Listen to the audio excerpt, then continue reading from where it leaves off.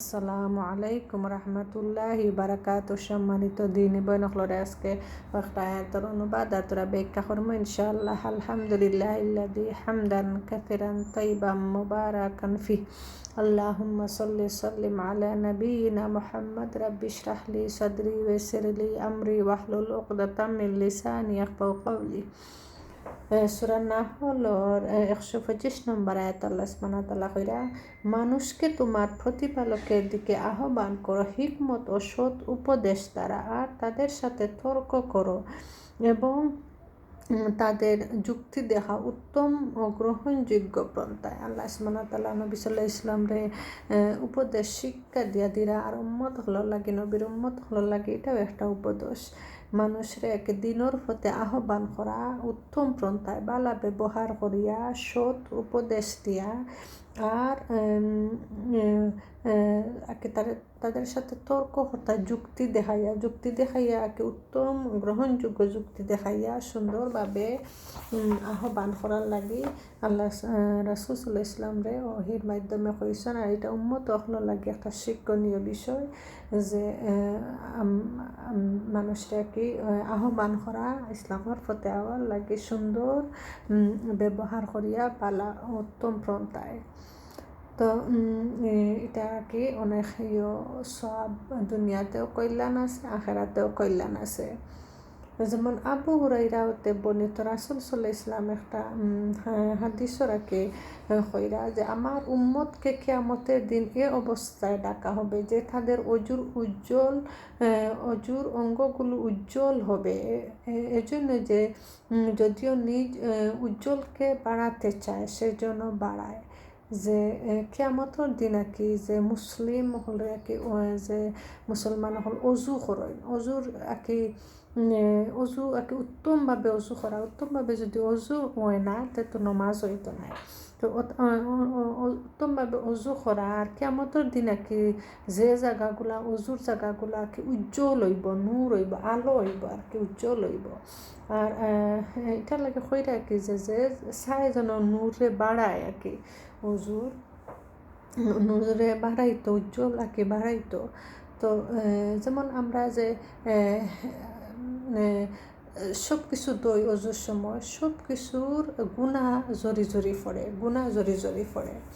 তো সূরা মাইদায় 6 নং আয়াত আল্লাহ সুবহানাহু ওয়া তাআলা কইরা, হে ঈমানদারগণ, তোমাদের নামাজের জন্য দাঁড়াও, তখন তোমরা তোমাদের মুখমণ্ডল ও হাতগুলো কোনই পর্যন্ত ধুয়ে নাও এবং মাসে করো, তোমাদের মাথা দৌত করো তোমাদের পা ঠাকনো পর্যন্ত।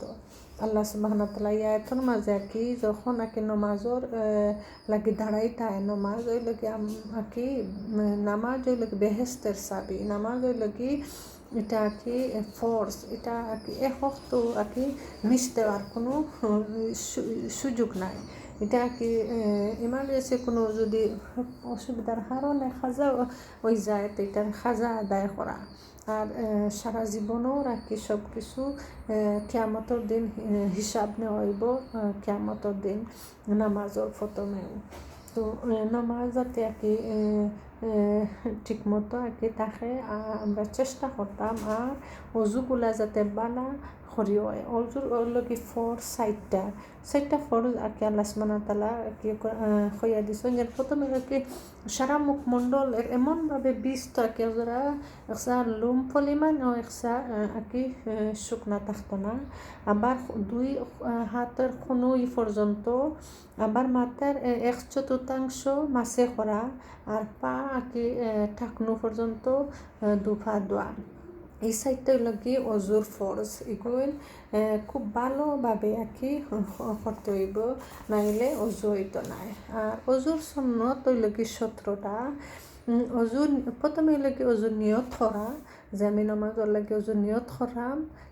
তারপরে লাগে বিসমিল্লাহির রহমানির রহিম বলা, মিসওয়াক করা, 3 বার হাত ভালো করে কবজি পর্যন্ত দোয়া, 3 বার কুল্লি করা, দাঁতের ওপর আঙ্গুল মিলানো, 3 বার নাকে পানি দিয়ে পরিষ্কার করা, 3 বার মুখমণ্ডল দৌত করা, 3 বার কোনোই হাত ধোয়া, কোনোই পর্যন্ত হাত ধোয়া, প্রথমে ডান হাত তারপর বাম হাত ধোয়া, পুরো মাথা মাসে করা, মাসে করা, পা 3বার দোধ করা, প্রথমে ডান তারপর বা, দাড়ি খিলাল করা, হাত পায়ের আঙ্গুল মিলিয়ে ভালোভাবে করা, দোধ করা, অঙ্গগুলো ডলে ডলে ও গুরুত্ব সহকারে দোধ করা, ধারাবাহিক ও বিরতিহীনভাবে দোধ করা। যেমন এক অঙ্গ শুকাইবার আগে আরেক অঙ্গ দোয়া, যেমন অজুর যে সুন্নতগুলা ফরজ হইল কি 4টা, আর সুন্নত হইল কি 17টা সুন্নত আছে। এই সুন্নতগুলা কি চেষ্টা করা পালন করা, আর ফরজ গুন্তর মাঝে যদি কোনো মিস্টেক হইতো তো অজু হইতো না, সতর্ক থাকা। তো এটা হইল কি আর কি যে আমরা নামাজ হইল কি বেহেস্তর চাবি। নামাজ কি 5 ওয়াক্ত নামাজ যে ফরজ আল্লাহ সুবহানাহু ওয়া তাআলা করিয়া দিছেন, এই নামাজের মাঝে কত রহস্য আছে, কত নিয়ামত আছে, কত শরীরের লাগি উপকৃত আছে। তারপরেও আমরা তো করি আল্লাহর সন্তুষ্টির লাগে, শারীরিক দিয়া কত আর কি নামাজের মাধ্যমে কত আর কি শরীরের ইমপ্রুভ আছে, কত নিয়ামত আছে। আর এটা তো আমরা আসল উদ্দেশ্য আমরা আল্লাহর ফরজ আদায় করলাম আল্লাহর সন্তুষ্টি পাইবার লাগিয়া। তো আল্লাহ সুবহানাহু ওয়া তাআলা বুঝার আমল করার তৌফিক দান করতা, আমরা যাতে আর কি কিয়ামতের দিন নবী সাল্লাল্লাহু আলাইহি ওয়াসাল্লামর যে অজুর মাধ্যমে যারা উম্মত হলরে চিনবা উজ্জ্বল ও অঙ্গগুলো আল্লাহ সুবহানাহু ওয়া তাআলা আমরা তৌফিক দিতা, বেশি বেশি করে আল্লাহর ইবাদত করার সুযোগ দান করিয়া দিতা। জাযাকুমুল্লাহু খাইরান।